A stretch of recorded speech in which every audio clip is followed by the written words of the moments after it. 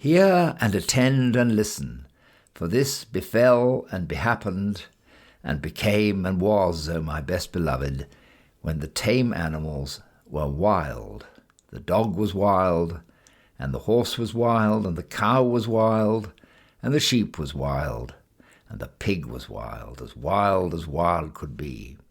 And they walked in the wet wild woods by their wild lones. But the wildest of all the wild animals was the cat. He walked by himself, and all places were alike to him. Of course, the man was wild too. He was dreadfully wild. He didn't even begin to be tame until he met the woman, and she told him that she didn't like living in his wild ways. She picked out a nice dry cave instead of a heap of wet leaves to lie down in, and she strewed clean sand on the floor, and she lit a nice fire of wood at the back of the cave, and she hung a dried wild horse skin tail down across the opening of the cave, and she said, "Wipe your feet, dear, when you come in, and now we'll keep house." That night, best beloved, they ate wild sheep roasted on the hot stones and flavoured with wild garlic and wild pepper, and wild duck stuffed with wild rice and wild fenugreek and wild coriander, and marrow bones of wild oxen, and wild cherries and wild grenadilla. Then the man went to sleep in front of the fire, ever so happy. But the woman sat up, combing her hair. She took the bone of the shoulder of mutton, the big fat blade bone, and she looked at the wonderful marks on it, and she threw more wood on the fire, and she made a magic. She made the first singing magic in the world.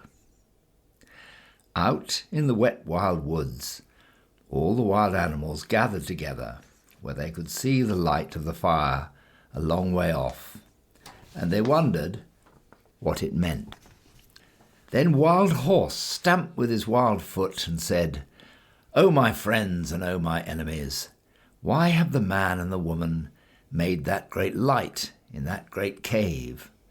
And what harm will it do us?"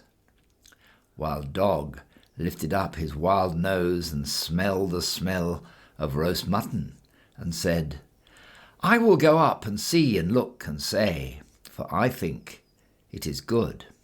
Cat, come with me." "Nenny," said the cat, "I am the cat who walks by himself, and all places are alike to me. I will not come." "Then we can never be friends again," said Wild Dog, and he trotted off to the cave. But when he had gone a little way, the cat said to himself, "All places are alike to me. Why should I not go too, and see and look and come away at my own liking?" So he slipped after Wild Dog softly, very softly, and hid himself where he could hear everything. When Wild Dog reached the mouth of the cave, he lifted up the dried horse skin with his nose and sniffed the beautiful smell of the roast mutton, and the woman, looking at the blade bone, heard him and laughed and said, "Here comes the first wild thing out of the wild woods. What do you want?" Wild Dog said, "O my enemy and wife of my enemy, what is this that smells so good in the wild woods?" Then the woman picked up a roasted mutton bone and threw it to Wild Dog and said, "Wild thing out of the wild woods, taste and try."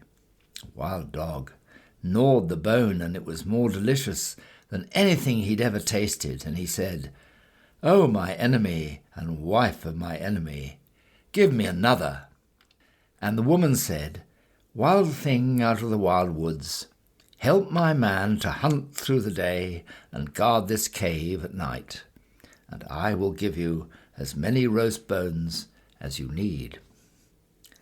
"Ah," said the cat, listening, "this is a very wise woman, but she is not so wise as I am." Wild Dog crawled into the cave and laid his head on the woman's lap and said, "O my friend and wife of my friend, I will help your man to hunt through the day, and at night I will guard your cave." "Ah," said the cat, listening, "that is a very foolish dog." And he went back through the wet wild woods, waving his wild tail and walking by his wild lone. But he never told anybody. When the man waked up, he said, "What is Wild Dog doing here?" And the woman said, "His name is not Wild Dog any more, but the first friend, because he will be our friend for always and always and always. Take him with you when you go hunting." Next night, the woman cut great green armfuls of fresh grass from the water meadow and dried it before the fire so that it smelt like new-mown hay. And she sat at the mouth of the cave and plaited a halter out of horsehide. And she looked at the shoulder of mutton bone, the big broad blade bone, and she made a magic. She made the second singing magic in the world.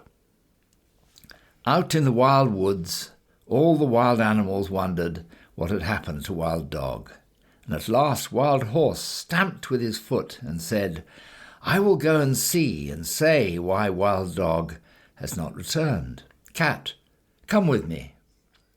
"Ninny," said the cat, "I am the cat who walks by himself, and all places that are alike to me I will not come." But all the same, he followed Wild Horse softly, very softly, and hid himself where he could see everything. And when the woman heard Wild Horse tripping and stumbling on his long mane, she laughed and said, "Here comes the second. Wild thing out of the wild woods, what do you want?" Wild Horse said, "O my enemy and wife of my enemy, where is Wild Dog?" The woman laughed and picked up the blade bone and looked at it and said, "Wild thing out of the wild woods, you did not come here for Wild Dog, but for the sake of this good grass." And Wild Horse, tripping and stumbling on his long mane, said, "That is true. Give it to me to eat." And the woman said, "Wild thing out of the wild woods, bend your wild head and wear what I give you, and you shall eat the wonderful grass 3 times a day." "Ah," said the cat, listening, "this is a clever woman, but she's not as clever as I am."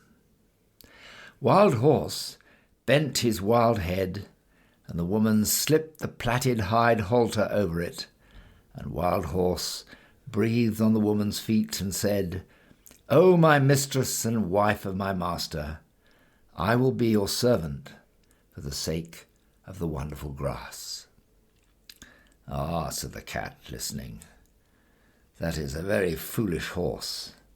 And he went back through the wet wild woods, waving his wild tail and walking by his wild lone.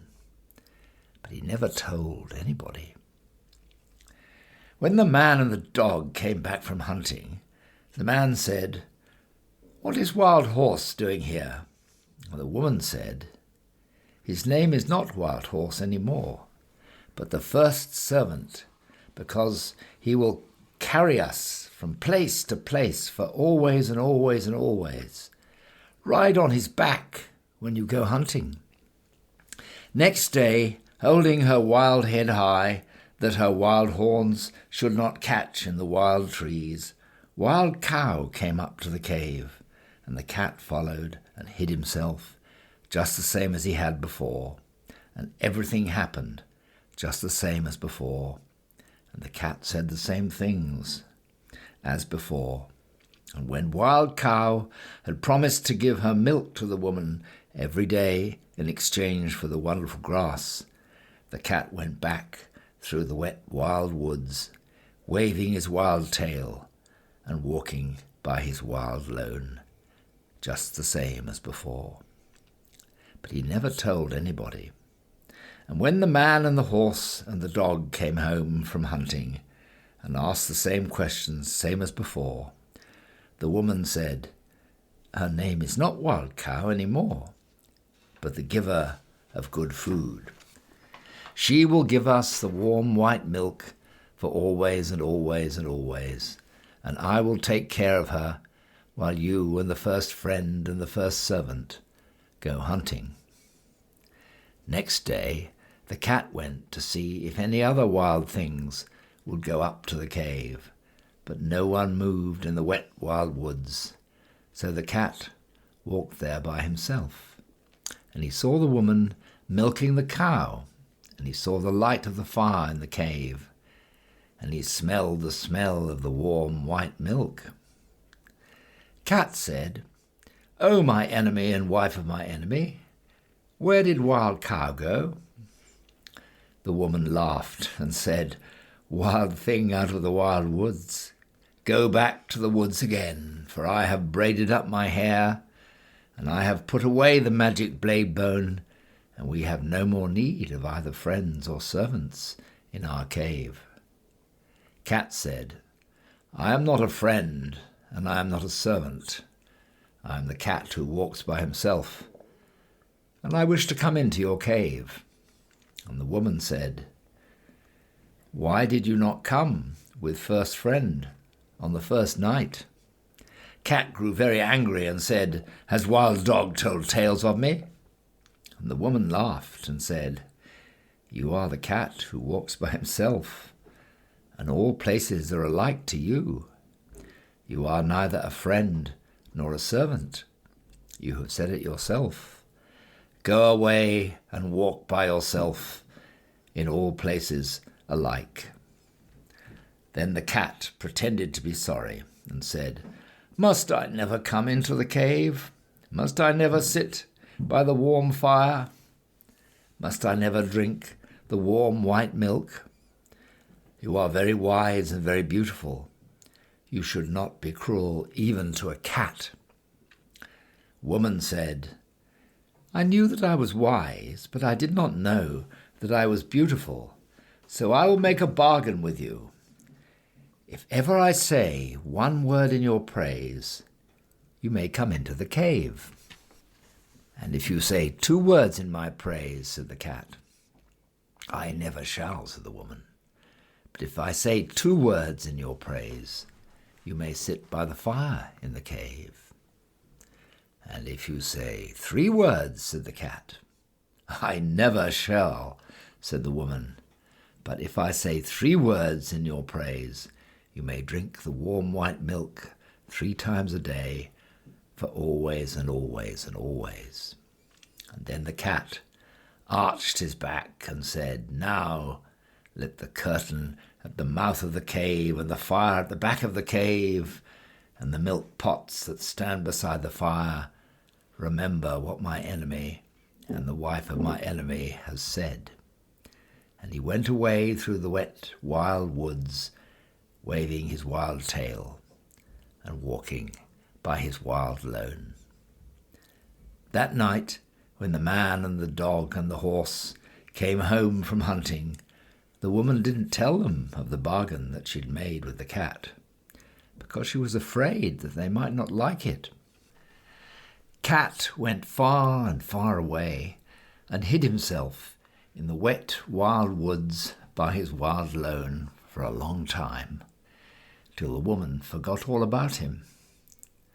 Only the bat, the little upside-down bat that hung inside the cave, knew where Cat hid. And every evening Bat would fly to Cat with news of what was happening. One evening, Bat said, "There is a baby in the cave. He is new and pink and fat and small, and the woman is very fond of him." "Ah," said the cat, listening, "but what is the baby fond of?" "He is fond of things that are soft and tickle," said the bat. "He is fond of warm things to hold in his arms when he goes to sleep. He is fond of being played with. He's fond of all those things. "Ah," said the cat, listening, "then my time has come."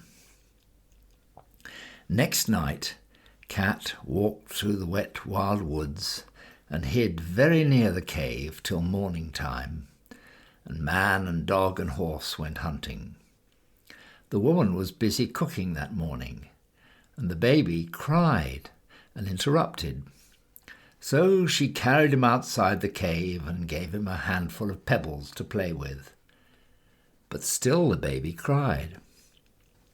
Then the cat put out his paddy paw and patted the baby on the cheek, and it cooed, and the cat rubbed against its fat knees and tickled it under its fat chin with his tail, and the baby laughed, and the woman heard him and smiled.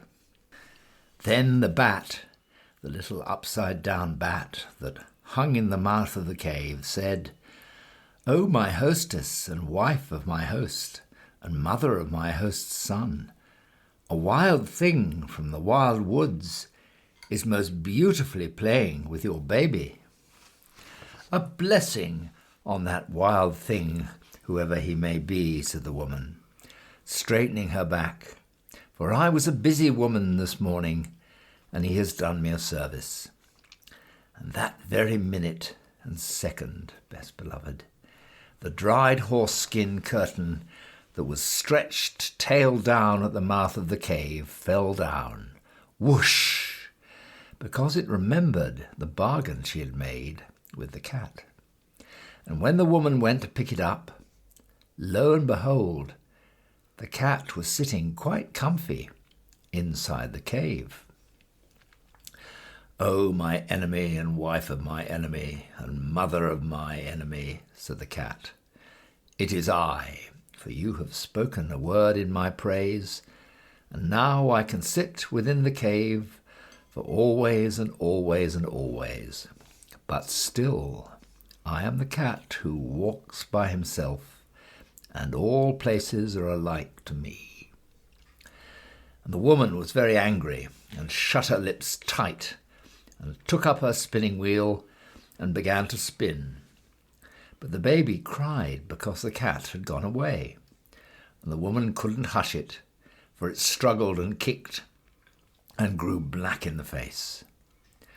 "O my enemy and wife of my enemy and mother of my enemy," said the cat, "take a strand of the wire that you are spinning and tie it to your spinning wheel and drag it on the floor, and I will show you a magic that shall make your baby laugh as loudly as he is now crying."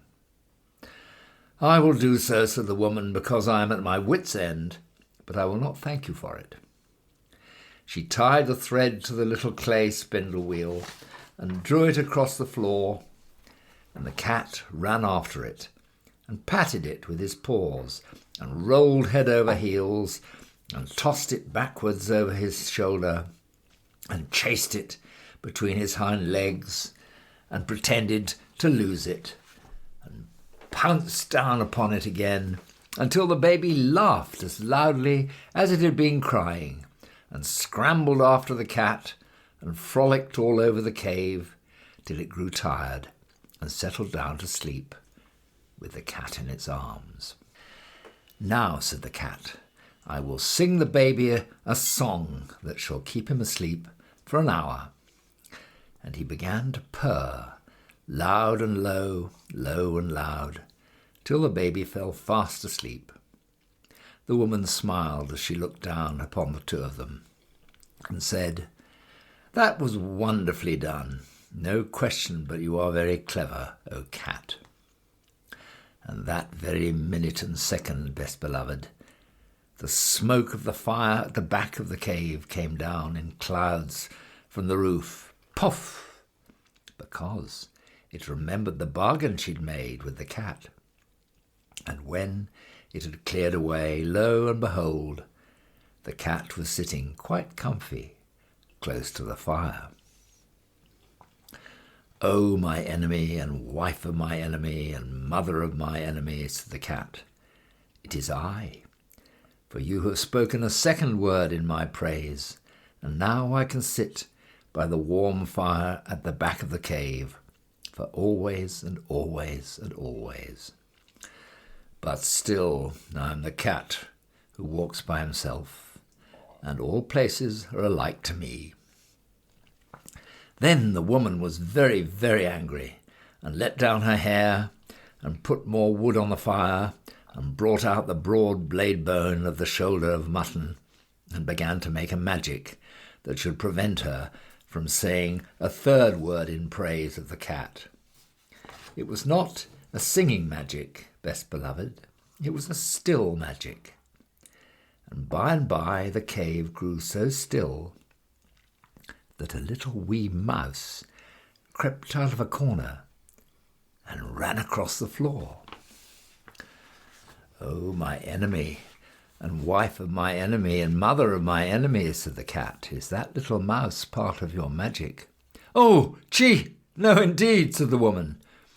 And she dropped the blade bone and jumped upon a footstool in front of the fire and braided up her hair very quick for fear that the mouse would run up it.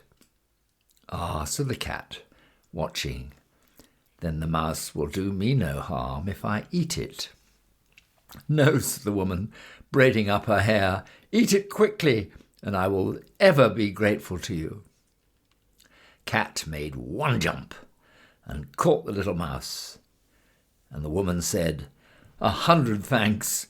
Even the first friend is not quick enough to catch little mice as you have done. You must be very wise." And that very moment and second, O best beloved, the milk pot that stood by the fire cracked in 2 pieces, because it remembered the bargain she'd made with the cat. And when the woman jumped down from the footstool, lo and behold, the cat was lapping up the warm white milk that lay on the floor in one of the broken pieces. "Oh, my enemy and wife of my enemy and mother of my enemy," said the cat, "it is I, for you have spoken 3 words in my praise, and now I can drink the warm white milk 3 times a day, for always and always and always. But still I am the cat who walks by himself, and all places are alike to me."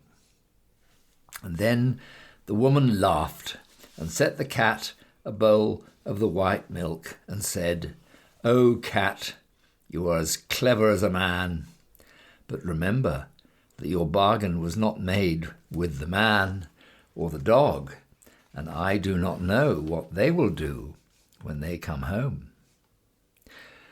"What is that to me?" said the cat. "If I have my place in the cave by the fire and my warm white milk 3 times a day, I do not care what the man or the dog can do." That evening, when the man and the dog came into the cave, the woman told them all the story of the bargain, while the cat sat by the fire and smiled. And then the man said, "Yes, but he has not made a bargain with me or with all proper men after me." And then he took off his 2 leather boots, and he took up his little stone axe, that makes 3, and he fetched a piece of wood and a hatchet, that makes 5 altogether, and he set them out in a row, and he said, "Now we will make our bargain. If you do not catch mice when you are in the cave, for always and always and always, I will throw these 5 things at you whenever I see you, and so shall all proper men do after me." "Ah," said the woman, listening, "this is a very clever cat, but he's not so clever as my man." The cat counted the 5 things, and they looked very knobby, and he said, "I will catch mice when I'm in the cave, for always and always and always. But still, I am the cat who walks by himself, and all places are alike to me." "Not when I am near," said the man, If you had not said that last, I would have put all these things away for always and always and always. But I am now going to throw my 2 boots and my little stone axe, that makes 3 at you, whenever I meet you, and so shall all proper men do after me. And then the dog said, "Wait a minute. He has not made a bargain with me, or with all proper dogs after me." And he showed his teeth and said, "If you are not kind to the baby while I am in the cave, for always and always and always, I will hunt you till I catch you, and when I catch you, I will bite you, and so shall all proper dogs do after me."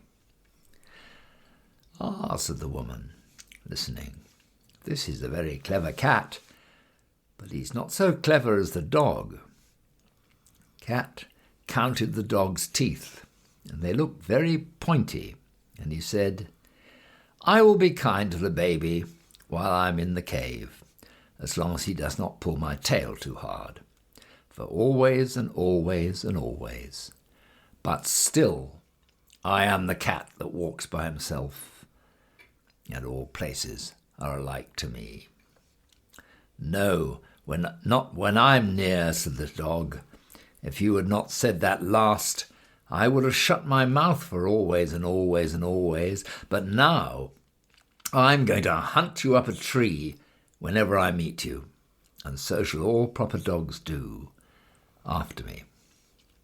And then the man threw his 2 boots and his little stone axe, that makes 3, at the cat, and the cat ran out of the cave, and the dog chased him up the tree. And from that day to this, best beloved, 3 proper men out of 5 will always throw things at a cat whenever they meet him, and all proper dogs will chase him up a tree. But the cat keeps his side of the bargain too. He will kill mice, and he will be kind to babies when he is in the house, just as long as they do not pull his tail too hard. But when he has done that, and between times, and when the moon gets up and night comes, he is the cat that walks by himself, and all places are alike to him. And then he goes out to the wild, wet woods, or up the wet, wild trees, or on the wet, wild roofs, waving his wild tail and walking by his wild lone.